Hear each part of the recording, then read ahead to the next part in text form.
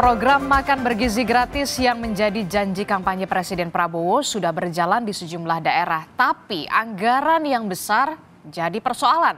Hingga saat ini pemerintah telah mengalokasikan dana setidaknya ada 20 atau 71 triliun rupiah untuk melaksanakan program makan bergizi gratis. Muncul pula rencana APBD bakal menyumbang dana untuk program ini.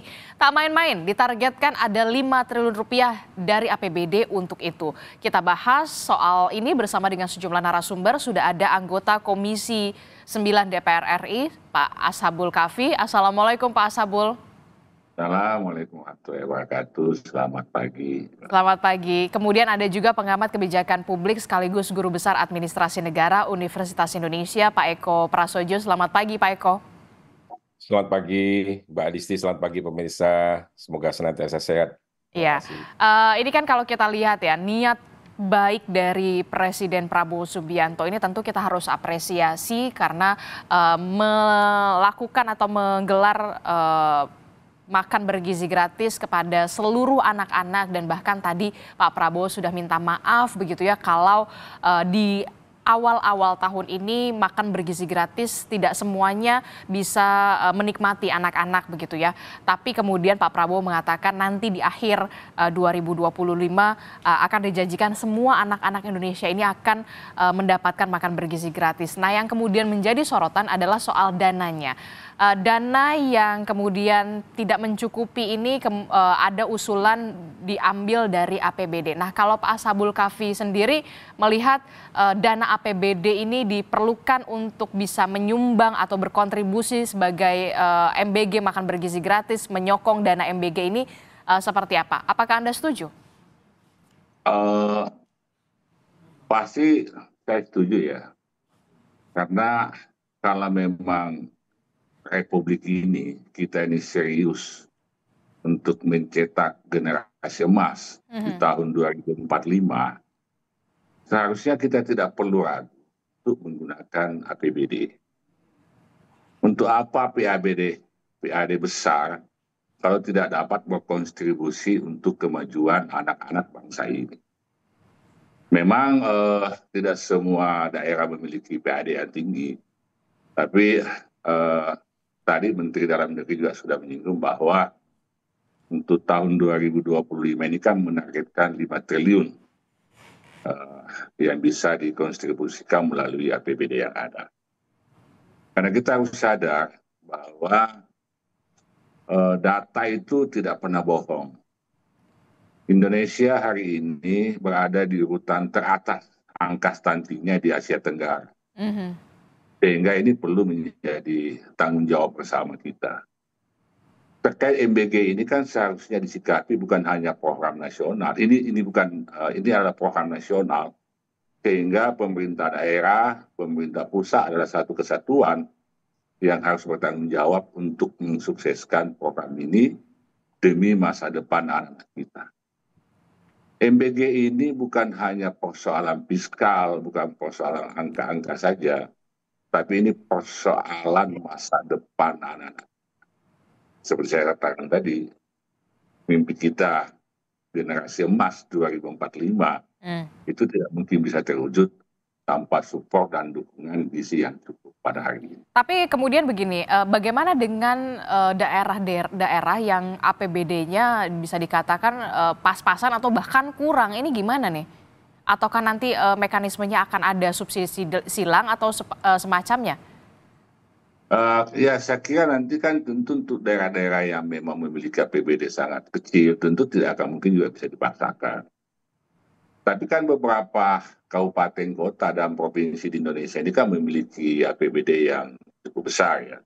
Seperti yang disampaikan oleh Bapak Menteri Dalam Negeri seperti Kabupaten Badung, kemudian Kota Surabaya, termasuk Provinsi Sulawesi Selatan itu saya ketemu kemarin beberapa pejabat di Sulsel itu sudah mengalokasikan kurang lebih 80 miliar untuk MBG untuk di tingkat provinsi di tahun 2025 ini.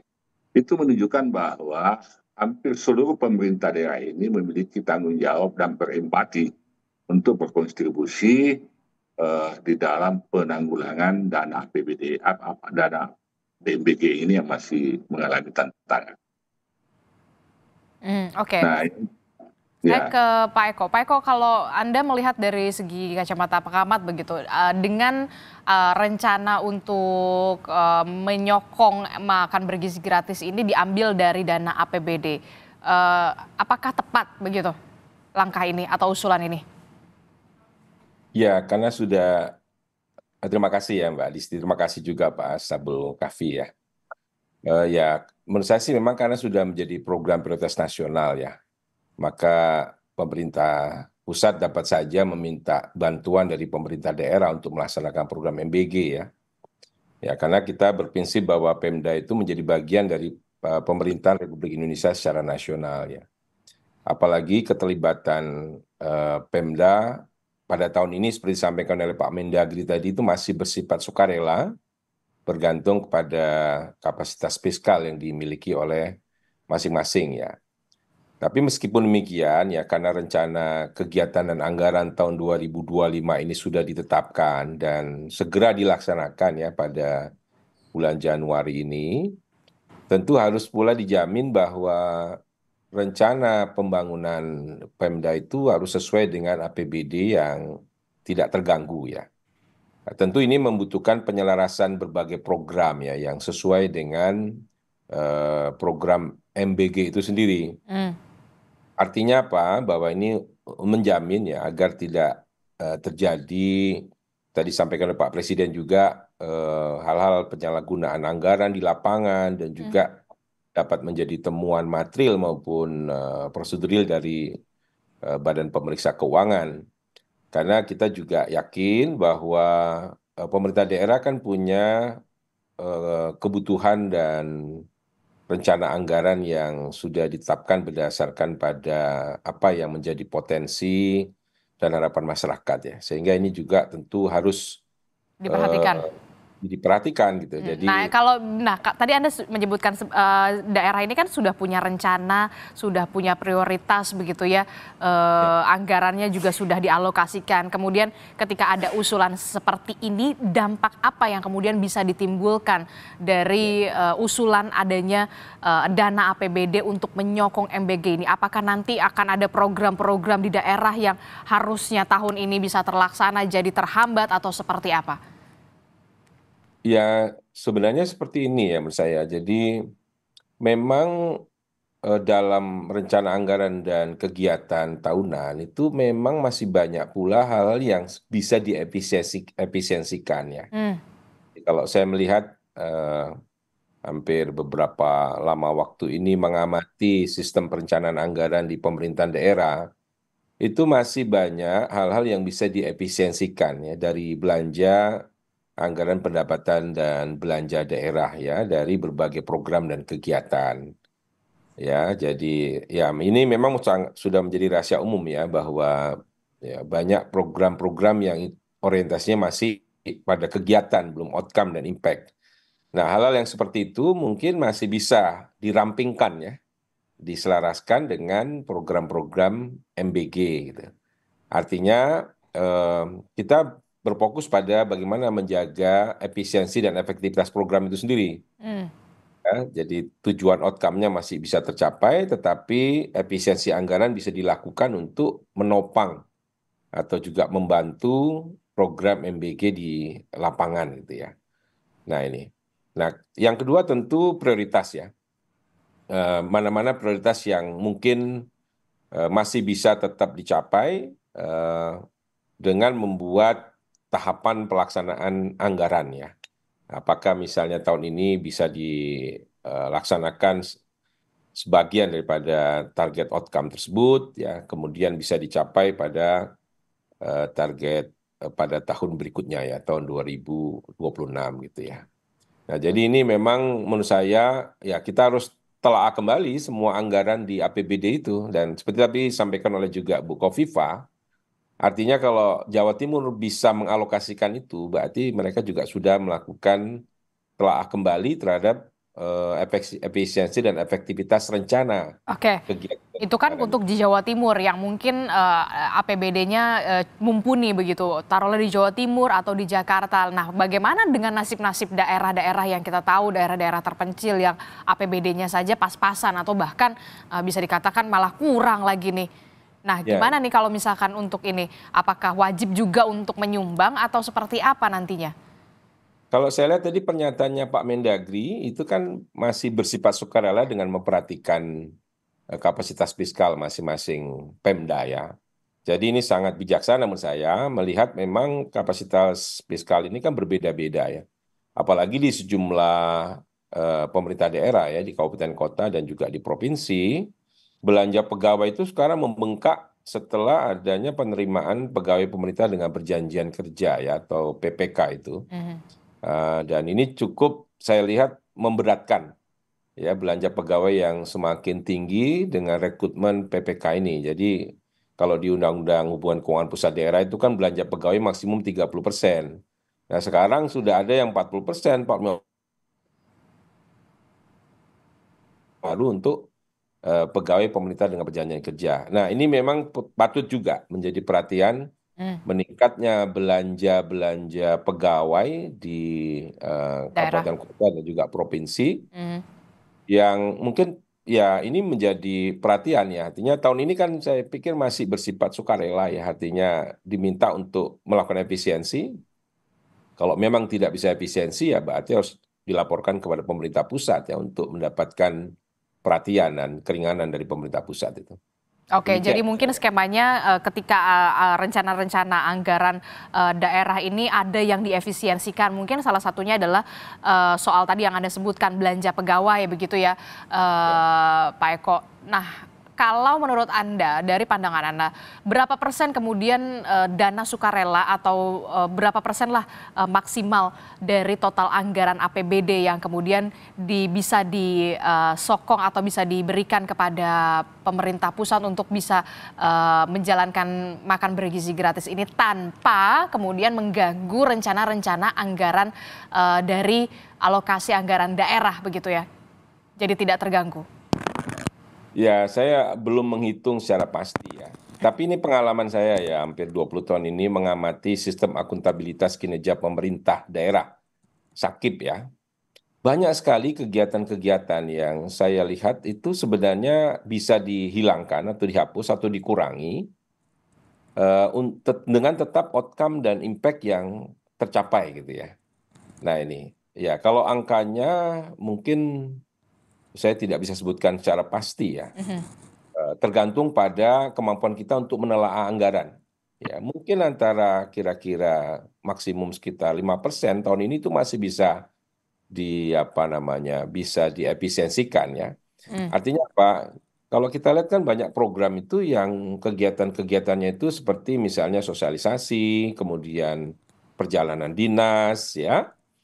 Nah, itu program-program atau kegiatan-kegiatan yang mungkin masih bisa dihilangkan ya untuk dengan tetap menjamin outcome dan impact-nya masih tercapai. Saya yakin karena pengalaman itu banyak sekali pemerintah daerah yang saat ini juga semakin berkembang belajar bahwa banyak kegiatan yang bisa dihilangkan, artinya anggaran itu diefisiensikan untuk menjamin efektivitas, Hmm.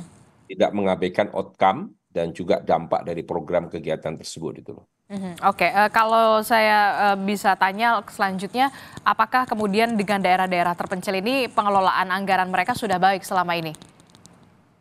Ini masih banyak, Mbak, karena kalau dari data SAKIP saja, sistem akuntabilitas kinerja pemerintah, artinya bagaimana perencanaan penganggaran itu dilakukan setiap tahun, Mhm. itu kira-kira 45% dari kabupaten kota itu masih nilainya di bawah 70 ya.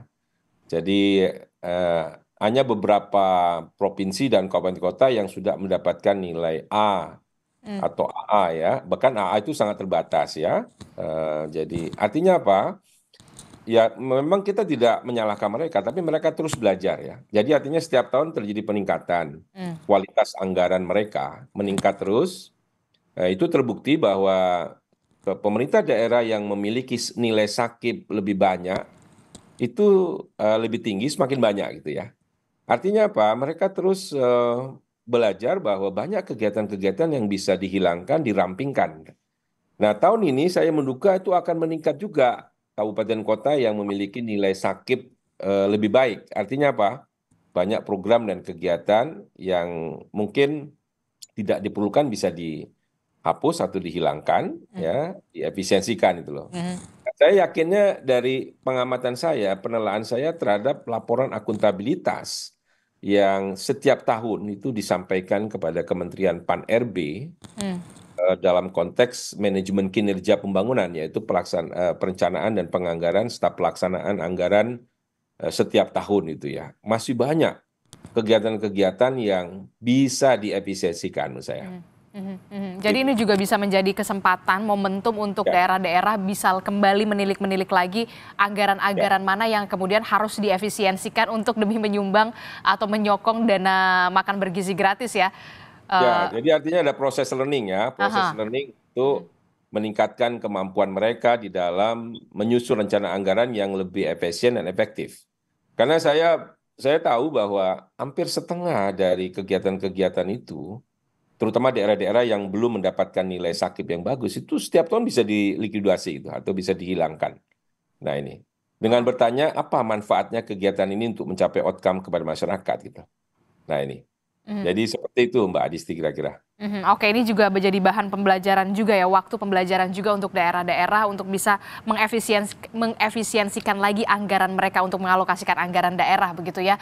Nah, saya ke Pak Asabul. Pak Asabul, kalau APBD saja kemudian bisa diusulkan untuk menyokong makan bergizi gratis. Nah, ada nggak sih sebenarnya rencana gitu ya DPR gitu untuk bisa juga dengan sukarela membantu pemerintah pusat untuk bisa menyokong dana makan bergizi gratis ini untuk bisa Indonesia ini menciptakan Indonesia emas di 2045. Tapi jangan dijawab dulu Pak Asabul, kita akan jeda dulu, usai jeda kami kembali. Tetap bersama kami.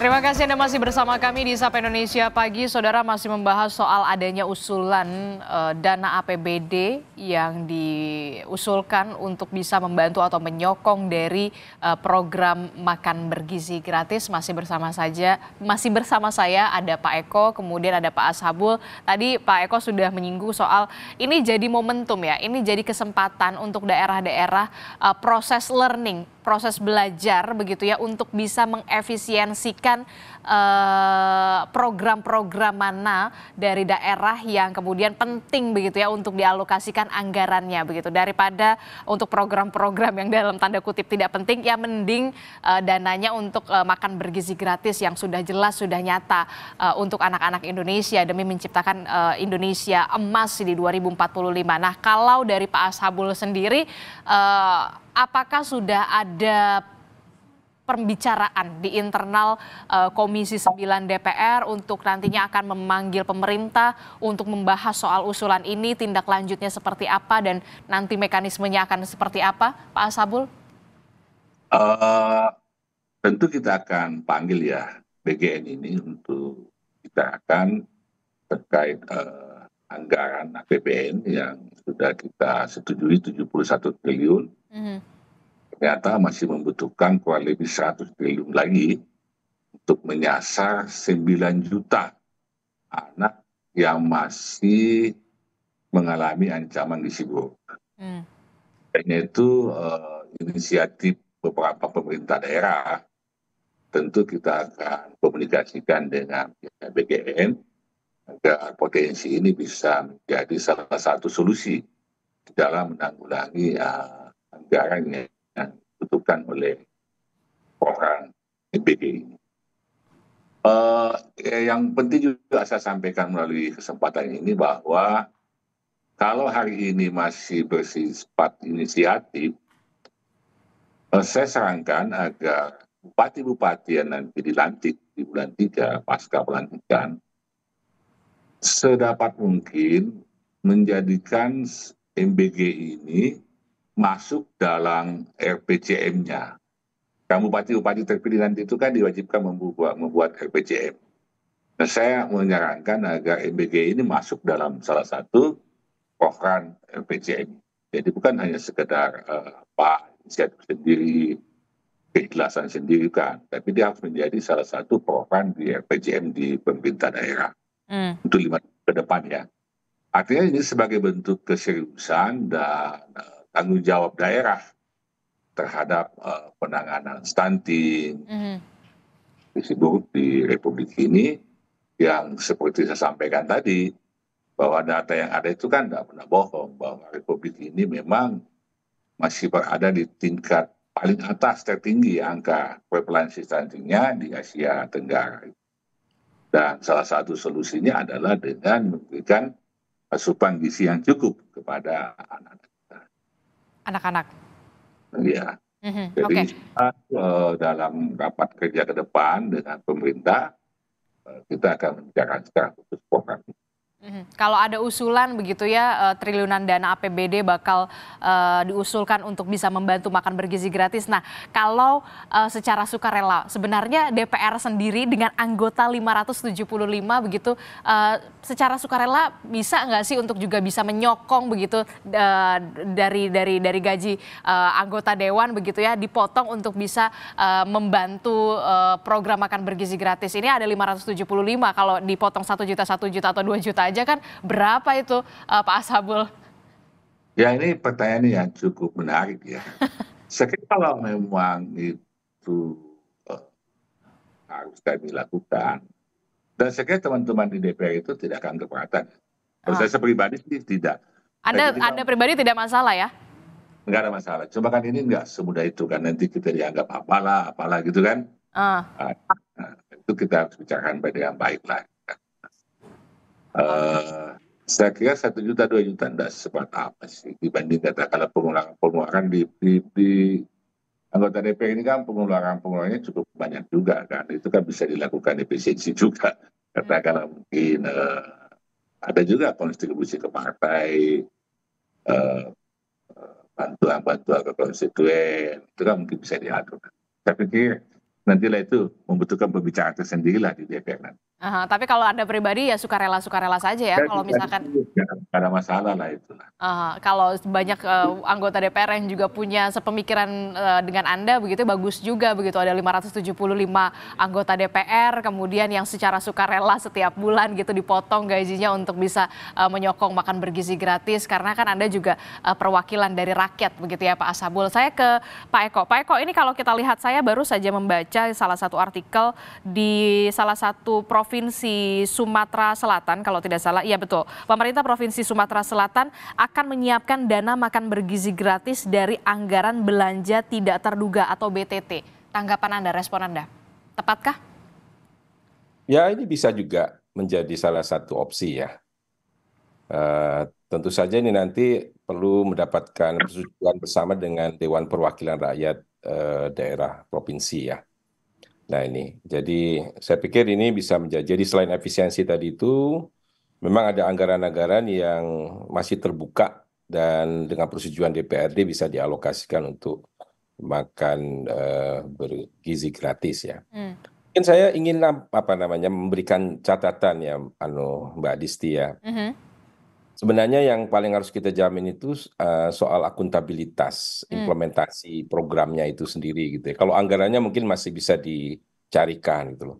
Tapi yang paling penting seperti disampaikan oleh Pak Presiden Prabowo tadi itu kan secara administratif ini harus bisa dipertanggungjawabkan gitu ya. Artinya apa? Bahwa itu harus akuntabel ya. Akuntabel itu artinya benar-benar bisa sampai kepada anak-anak yang memang tadi disampaikan oleh Pak Ashabul Kafi menderita stunting ya dan seterusnya. Jadi mungkin perlu ada prioritas atau pemetaan daerah ya, yang ini tentu sudah mungkin juga dilakukan oleh BGN ya. Daerah-daerah yang perlu menjadi prioritas untuk tahap pertama ini pada tahun 2025 mendapatkan makan bergizi gratis ini MBG, melihat keterbatasan anggaran yang kita miliki. Jadi kalau anggarannya terbatas, tentu kita harus prioritas siapa saja yang bisa menjadi target group gitu ya.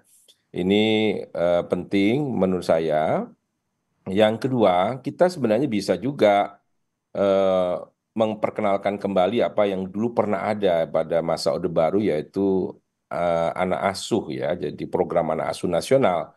Artinya itu bisa juga dititipkan kepada, ya mungkin bisa juga filantropi ya, kemudian juga bisa dari CSR perusahaan atau mungkin sumbangan dari komite sekolah ya, dalam program yang kita sebut atau untuk membangun solidaritas dalam program anak asuh nasional. Artinya itu dititipkan orang tua, ya kalau tadi 1 juta misalnya, kalau anggarannya 10 sampai 15 ribu, itu kan sudah berapa anak asuh yang dipegang oleh atau yang bisa menjadi anak asuh dari para donasi. Itu misalnya cara lain, kalau misalnya APBN, APBD tidak lagi memiliki anggaran yang cukup, ya maka bisa juga melalui program anak asuh nasional untuk MBG gitu.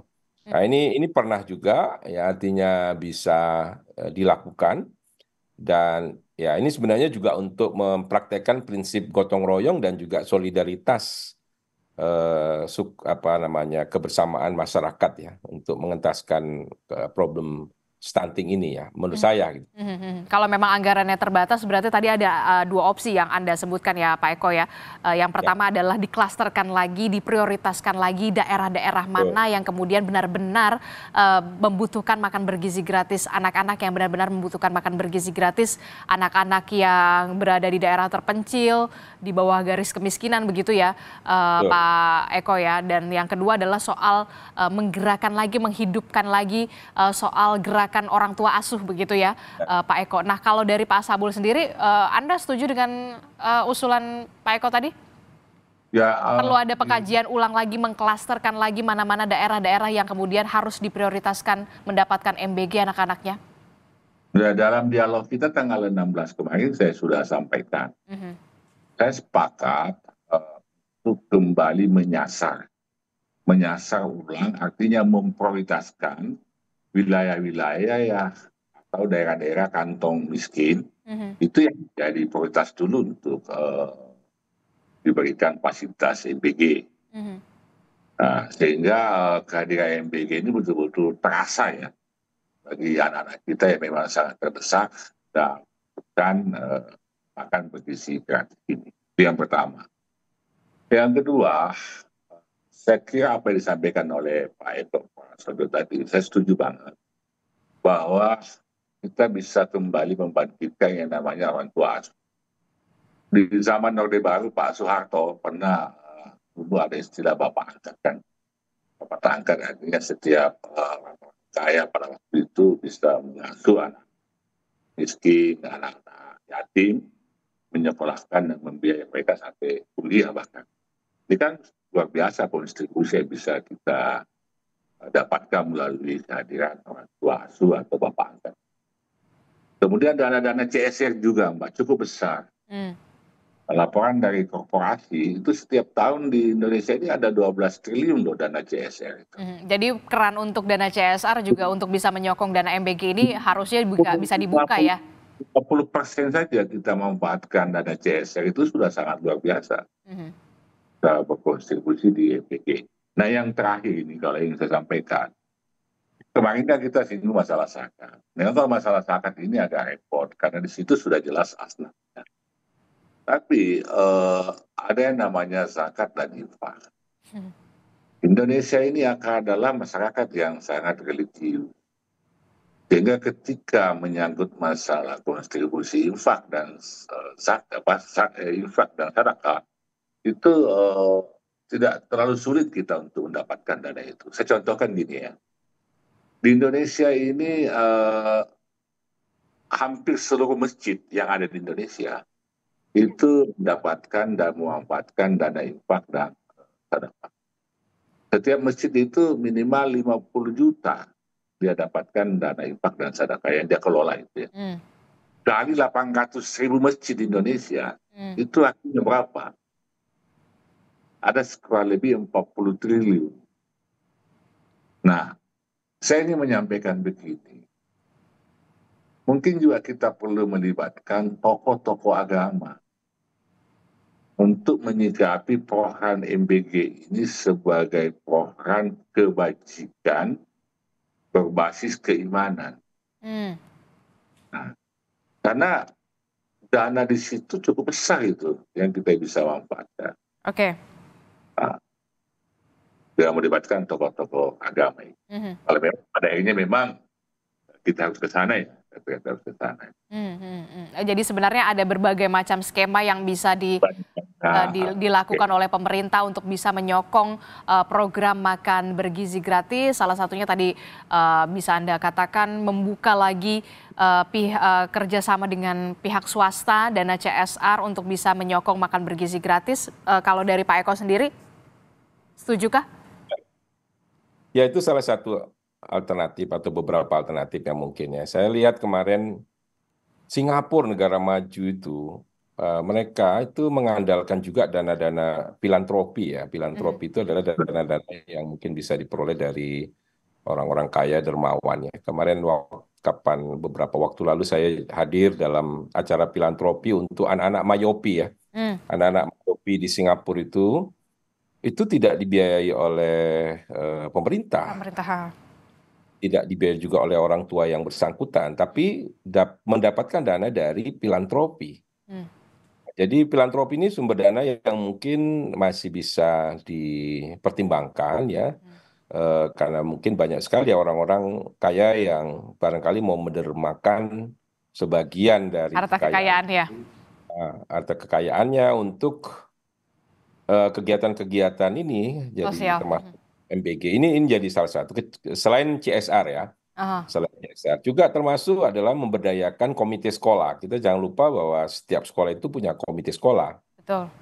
Dan komite sekolah juga itu punya modal sosial ya. Modal sosial juga modal ekonomi yang cukup tinggi gitu. Jadi kita juga perlu memberdayakan komite sekolah. Saya pikir itu Mbak Adisti ya.